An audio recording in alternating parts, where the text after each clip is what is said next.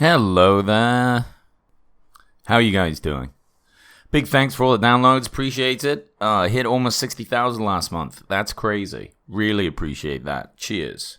Why anyone listens to this, I have no idea. But it is cool that you do. So, I'm going to continue making them.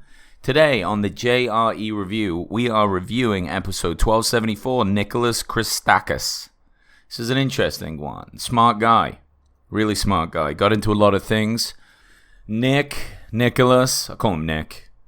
He's a sociologist, physician, and knows a lot about behavioral science and why we act the way that we do. And he really gave kind of an interesting insight into why we do, why people as a society work together, why we have friends, all the rest of it. Anyway, let's start this review.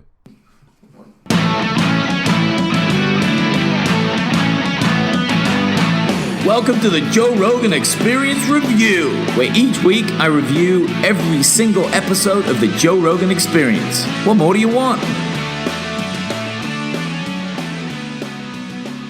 So number one thing that they start out with is the recurring feature of kids in universities and how much of a goddamn pain in the ass they are at the moment. These entitled little bastards are getting super worked up about their rights and what they should be called and how they should be treated.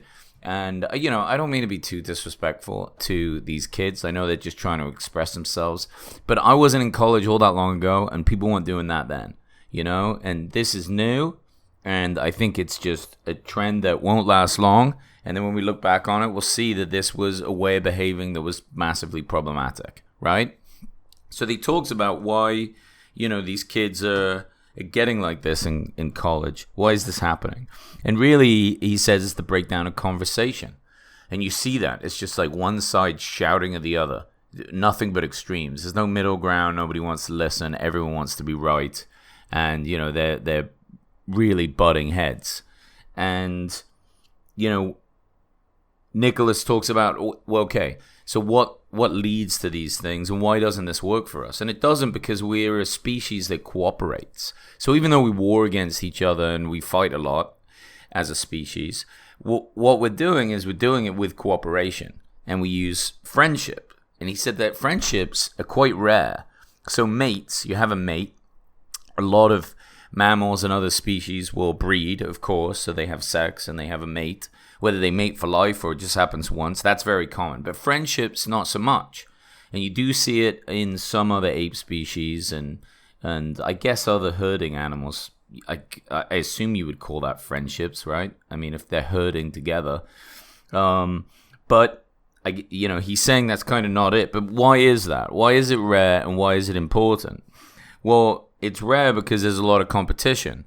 So animals will kill the weak ones and other ones within a group, and, that can be pretty bad for you individually. But why it works well for humans is because it's the best way to learn from others. We can learn by their actions. We can watch somebody do something stupid and be like, oh, fuck, I'm not doing that. That was really dumb. Or we see someone do something that works well, that's beneficial, and then we're like, oh, that's useful. I'm going to take that knowledge. So the more of those types of people, or the more interactions you have in your life, the more open you are to them, the better you'll fit within your group, right? So that's where kind of agreeableness comes in, and it's useful. So if you're finding yourself not being a very agreeable person, you find that you argue a lot, but you also feel a little alone, then, whether you think you're right or wrong, it doesn't really matter, but you're not being agreeable enough. So be a little bit more agreeable, argue less, and then you'll get a chance to learn from others. You'll learn more. Learning is super important for us, because look at what we can do with it. If we all lived alone, if we ran away from people and didn't want to be around them, we wouldn't learn anything, right? We just know what as much as we know as an individual, which wouldn't be a lot. But when we build on top of everything, now we got Teslas. We got spaceships. One individual can build. So this cooperation for us, at least, it's seen as is really useful. Because no one person knows how to build almost anything. But if we work together, we've got all sorts. We've got a lot of really cool shit. So anyway, that's kind of like the point that Nicholas is getting there. And, he's saying it's living alone is a substantial disadvantage, right? And for a lot of reasons. That's probably why it makes us feel depressed when we're isolated from others. Because it's our body telling us this is not the best way to survive. You need to do something else. I'm not going to make you feel good doing this. So off you go. It has to be a driving factor, right? It can't just be like unfortunate feelings. But, a big part of what's happening as well in these universities and even online with they're banning people from Twitter and all these different places, right? Alex Jones is the newest example, for right or wrong. And I know a lot of people get up in arms about what he thinks, but it really doesn't matter. It doesn't matter what you think of the individual. What matters is that the individual was banned for speaking. And the solution is not to ban or stifle free speech. It's to allow more people to speak. If someone's saying something dumb, if I'm saying something dumb, then people are going to say, you're dumb, right? That's fine. So, there we go. That's how you know. It's fine. But you don't ban somebody for it. I'm not banning anyone. I wouldn't ban the person who said I was dumb. I would laugh and then go, yeah, you're probably right. That's the only discourse that we have. The message changes on its own. People will figure it out, right? But the problem is we're going soft, right? And Nicholas even talks about it when he's talking to Joe. He talks about how we've domesticated ourselves, which I found super interesting. So when you listen to that part of the podcast, pay attention to it. I found it really fascinating, the idea that we have somehow domesticated ourselves. We don't need to be as strong, as we once were. We allow more of, I guess, weaker people to survive just because of the way that we've set up our system. And how this started to happen, from what Nicholas was saying, is that weaker people within a tribe, physically weaker, bound together to kill the more aggressive ones, to overtake them. So then it became actually evolutionarily, that's not a word, beneficial to maybe be weaker as long as you could cooperate better. So now we've got like this hunting and pack element, which is stronger than just one person. I mean, if you get 10 guys that can't really fight that good and one guy who's just a beast, even if it's Brock Lesnar, if you've got 10 regular sized men, you're probably just going to be able to hold them down eventually. I mean, he's going to fuck some people up, but you're going to get in there. Right? So think of the advantage of that. What is Brock Lesnar? 1 in 1,000 for like physical strength and power? I mean, he's a very unusually unique individual. Yet you could take any 10 average dudes with no training, which you could find everywhere. How do you find 10 average dudes? What are the chances of going outside now and finding 10 average men? Pretty high, because they're just average. And you just need those 10 to take out this very unique super warrior. It really takes a lot of power away from what the super warrior is. So this is kind of what he's saying. We've domesticated ourselves, but it works. We have greater cooperation, so we're learning faster because we're interacting in that better way. And that builds like a really useful skill. And I like that. I like that a lot.